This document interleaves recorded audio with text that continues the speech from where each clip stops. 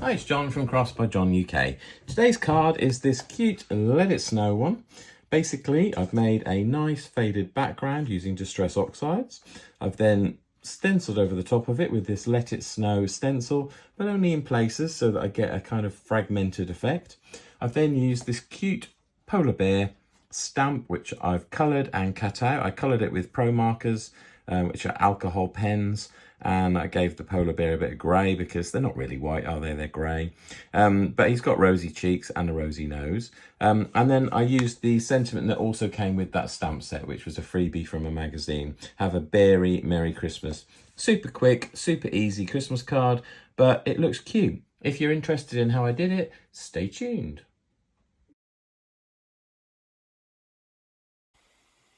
Okay, let's get started. So I've got my square of watercolour card, and you can see I've got 4 different Distress Oxides. I've got a piece of paper. Obviously I've sped this up just for speed, but basically the first thing I'm going to do is create my ink blend. So I'm using my smoothies. I'm picking out smoothies, sorry, bit my tongue there, that match the colours that I'm going to be using. So a blue, a black and a purple. I'm starting off with grey, so I'm just going to start off with the lightest colour. And you can see I'm kind of laying that down, and then I'm going round in circles, and then I'm going across. So I just want a basic fade. So I put the grey down first because I'm kind of working up to the grey. I then take my blue. This is kind of a mid blue, and you can see again I'm kind of laying it down, and then I'm going over it in circles. I've then taken my purple, kind of going over lightly in circles. I'm not pressing too hard here, and you can see a lot of the ink is going off onto the paper. You then go back with the blue. So the thing with these Distress Oxides, you have to keep going over the area to get that blend. So I'm now going to turn my card around and then work from the bottom. So you can see I'm now working with the black soot, which is the darkest colour of the Distress Oxides. And I'm actually blobbing some of that down, laying it down. There's quite an area that I want black at the bottom, but it's not actually truly black. It's just like a dark grey. So I'm kind of working that around. You can see I keep going over it, left to right, round in circles, and then again you go back in with the same colours and just to get that blend. And if you keep working it, you will eventually get a decent blend. You can go left to right or round in circles, it doesn't really matter, but what you've got to do is just keep going back with the colour that is in the area you're working, obviously. And it doesn't look great when you look at it like that, but then when it kind of dries and you've got stuff in front of it, it looks all fine. There we go. Put my smoothies away. You can see the amount of ink on my paper. First thing to do is clean your board after you've done something like that, because you invariably get bits of the smoothies. So there's our blend. You can see I'm just drying that off now because it's still wet at the moment. So it will settle down and start to look better. But obviously I'm going to stencil over the top of it. I've got a central figure to stick on top of it. I've got a sentiment to stick on top of it. So don't worry too much about any little blemishes. It doesn't need to be 100% perfect. You can see that we've got quite a nice gradient. We've got that slightly lighter colour at the top. And the next thing to do is I'm going to splat some water on it. So I'm just taking a little bit of water out of my sprayer. And then I've got a fantail brush and a stencil brush. So what I'm doing, I'm dipping my fantail brush in the water, but I don't want great big huge splats. So I'm taking it off with a piece of kitchen towel. And what I'm then doing is just banging that fantail brush with my stencil brush, which is quite heavy. Any big blobs you get, you can blot with a piece of kitchen towel. But basically just working my way across the paper, just putting little splats on. Now, because Distress Oxides are water-based, when you put those little splats on, when they dry and you take them off, you end up with a kind of a dotty effect, which looks quite good in a background, especially when you've got a solid colour fade like that. So the next thing to do again is dry it. This doesn't take long at all. This process is quite easy, and that's the good thing about Distress Oxides, because they layer. You can lay them on top of one another if you dry between layers. They also react to water, so you can create some really interesting effects. There we go. So there's our base layer, really. We've got our colour down. We've got some splats on it. It's kind of interesting. So next thing I'm taking is my Distress texture paste and a spatula. So I've got this stencil, Let It Snow. It was from Temu. It's unbranded. I don't know who makes it. If it's a copy, but anyway, it's something I saw and I just thought I really like that. So I started just putting some of the paste down.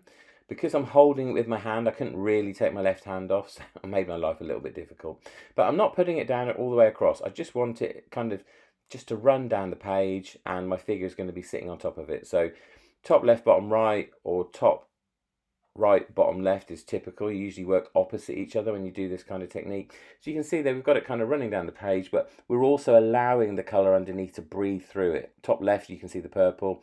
On the right, you can see the blue to grey to black fade. So that's the kind of look I wanted, really, where it's not all over and you can see there's other stuff going on. I put that on one side to dry.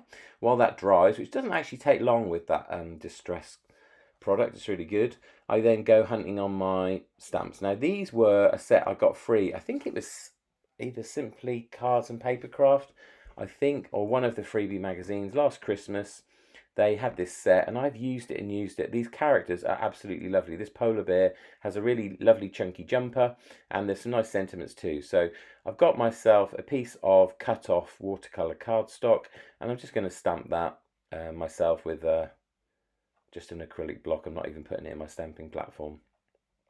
So I'm just going to do that with VersaFine Black, just basic, and then I will heat emboss it with clear ultrafine just because I'm going to colour it. And I want to have a nice edge to colour up to, and I want it to be glossy black. You can see my little box with my ultrafine is getting a little bit low, but I have got a whole nother pot, so I can soon top that up at some point. So there we go, I've stamped my polar bear and I've also heat embossed that, and I'm now just trying to find a piece of scrap card to just do my sentiment on. I'm not too sure how big I'm going to do that, which is why I didn't actually end up stamping it on the spare bit of the polar bear piece. I just want it on a straight piece so that I can actually have some flexibility to play. So there we go. Have a very Merry Christmas. It's such a cute little sentiment. And then again, I'm just going to heat emboss that. So I'm dipping that into my powder and then I'll just blast both of them with my heat gun. You can see this is fairly quick. This is an easy card. You know, it's got an inky background, a bit of stenciling, a stamped figure that's been coloured and cut out. This is not difficult card making. This is pretty much stuff that anybody could do.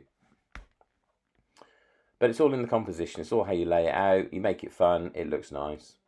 So there we go. I'm heating that with my heat gun. Obviously, as I said, this is sped up.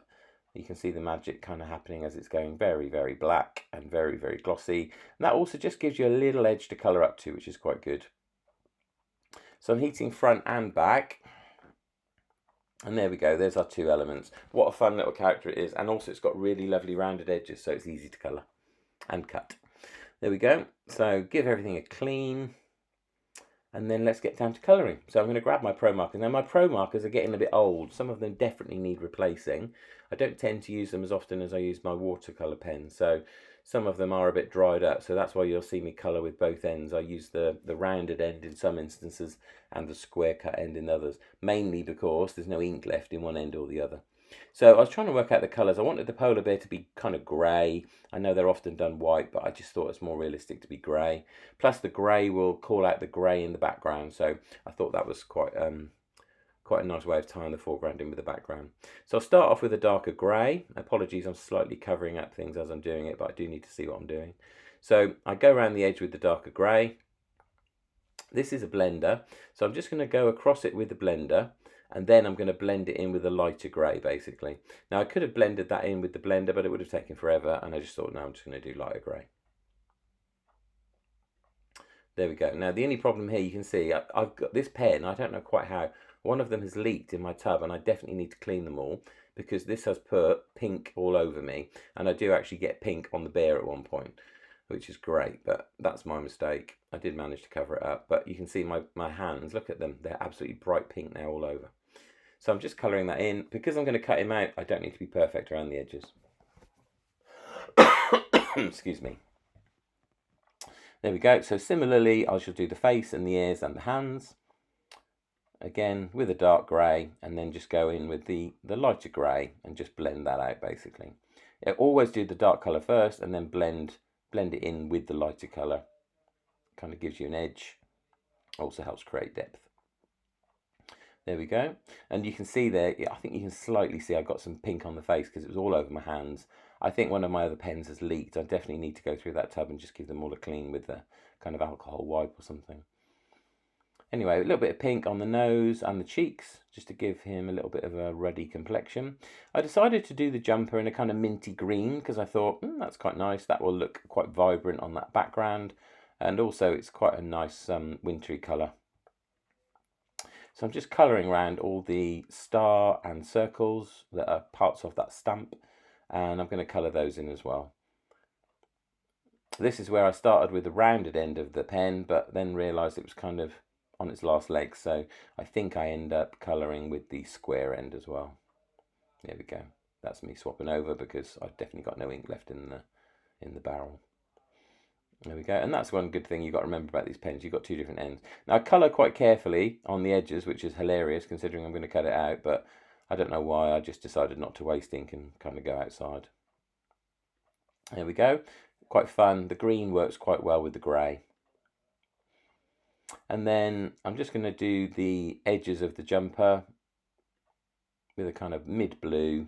Look at my hands covered in pink, just to give it a bit of interest. And I decided to do all the balls in the same blue as well, and just a yellow star for the star in the middle.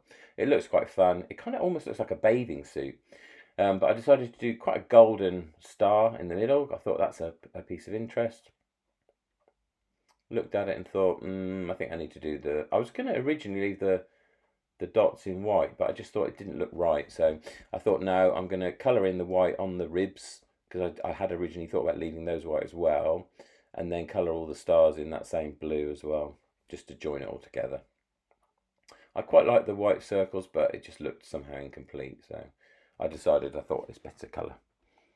Ties it all in as well. If you use the same colour repeatedly on your design, it looks really intentional. And again, apologies, I'm covering up what I'm doing, but I think you can work that out. There we go. So there's our polar bear coloured. I just went in once more with the pink just to give it a little touch up. And look at my hand, absolutely covered in pink. And I've still got it. There we go. So he's coloured. And then it's just a case of fussy cutting. This is the bit I hate the most. Not very good at it. I kind of do it, but I do it badly. It takes me a while, and I'm not that good, and I do often make mistakes, but it's all part of the learning process. So it just takes me a while. So I'm cutting around him, and you can see, as I said, he's quite curved, so it's not too difficult to cut actually, because he's got some lovely curves rather than sort of jagged edges and odd hairs sticking out and things like that. Stamps like that are a bit of a nightmare. So he's actually quite good to cut, and I didn't actually mind cutting him at all. And I'm trying to remember the things I was taught. So move the project, not the scissors. So you keep your scissors pretty much in the same place. You turn the project so that you can just keep cutting.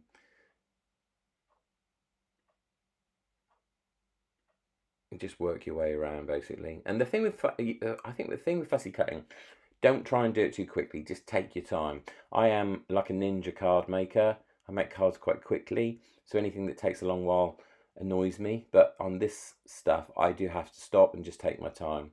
The other point to make as well with fussy cutting like this, you do need, I think, a decent cardstock, because for it to take you twisting it and bending it like that, if it's thin, you do stand a chance of it either ripping or wrinkling, and I don't want that, which is why I use quite heavy cardstock.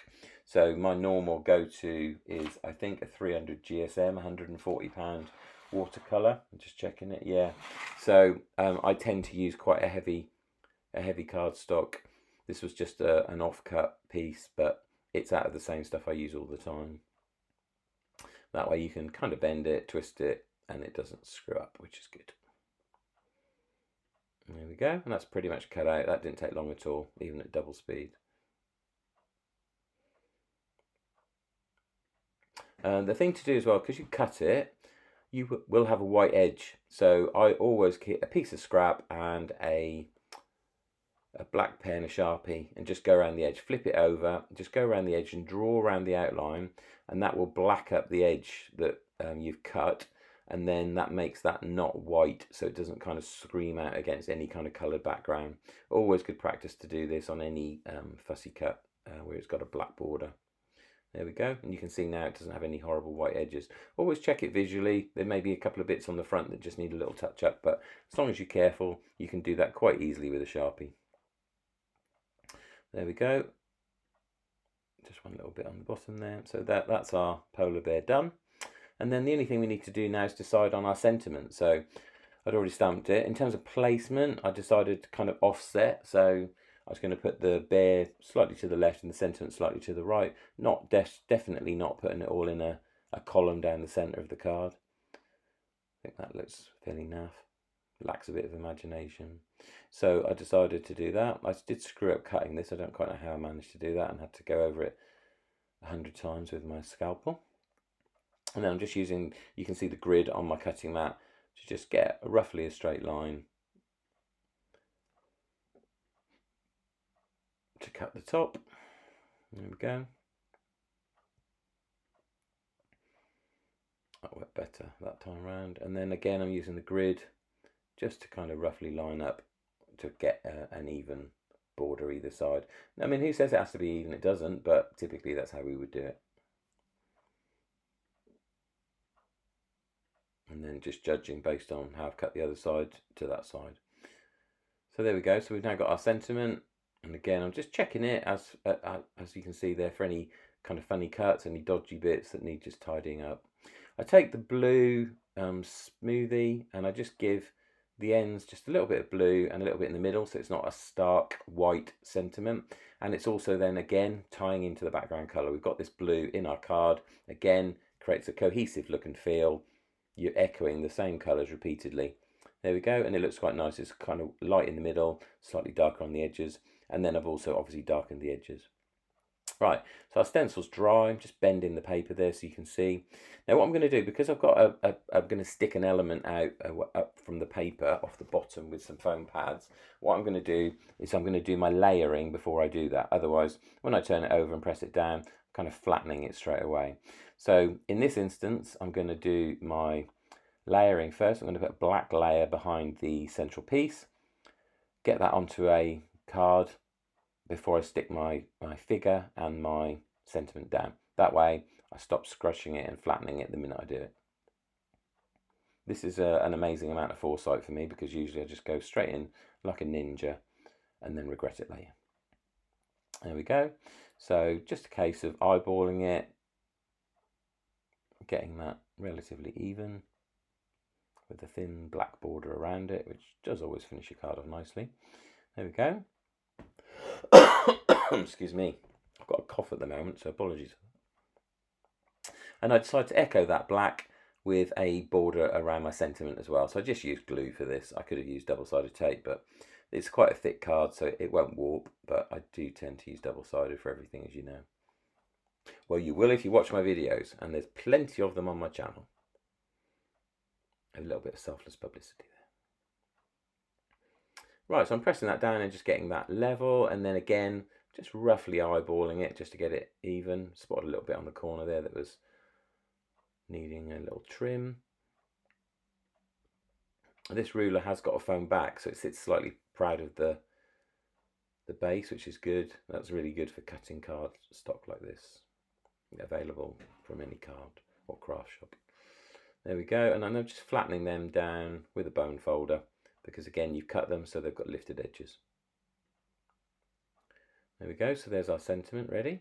Now grabbing my foam pads, I'm going to use the little ones on the bear because he's got quite lots of little sticky out bits, his arms and things.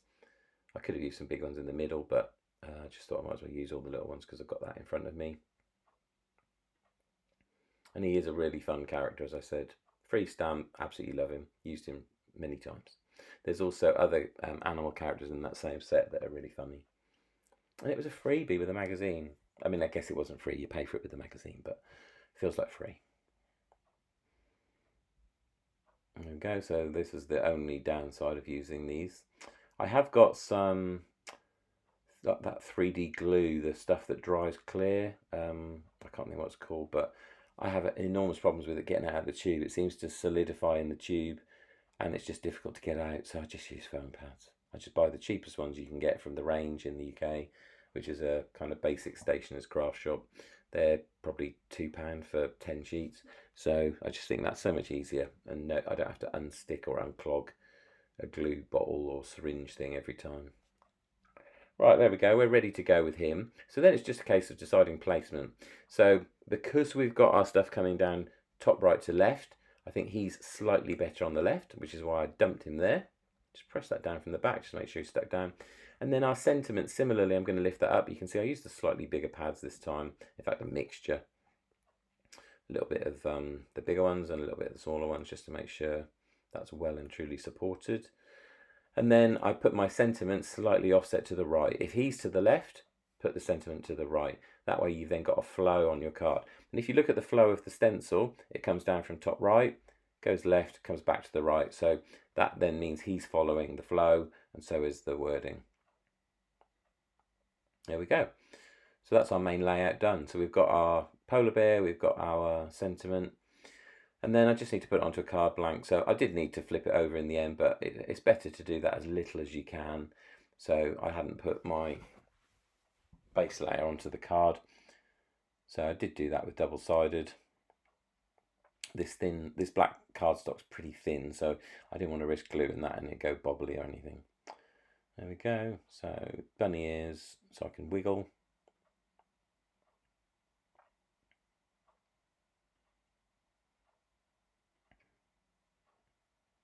And then literally a case of checking my card just to make sure, is there anything I need to cover up, any blemishes or marks, and then just sticking it down. And that's our card for today. Hope you've enjoyed that. Slightly different looking technique with the stenciling in the background, but it might give you an idea for a Christmas card. I think it looks quite nice. I quite like the colours, I quite like the character, I quite like the way that came together. We'll do you a little close-up so you can see the detail. The stenciling looks really nice against that background, and you can see the little speckles we did with the water. So hopefully you've enjoyed that. There's our finished card. Looks quite nice, especially against that background where it really picks out the purple at the top. So freebie stamp stencil from Temu, a little bit of texture paste, and obviously we've cut our character out. If you've enjoyed that, please give me a like and a thumbs up, and check out my other channels. There are a couple of different ones there, some with techniques, some with finished cards all the way through from start to finish. But I appreciate your support, helps my little channel grow. Thanks so much, and I will catch you next time.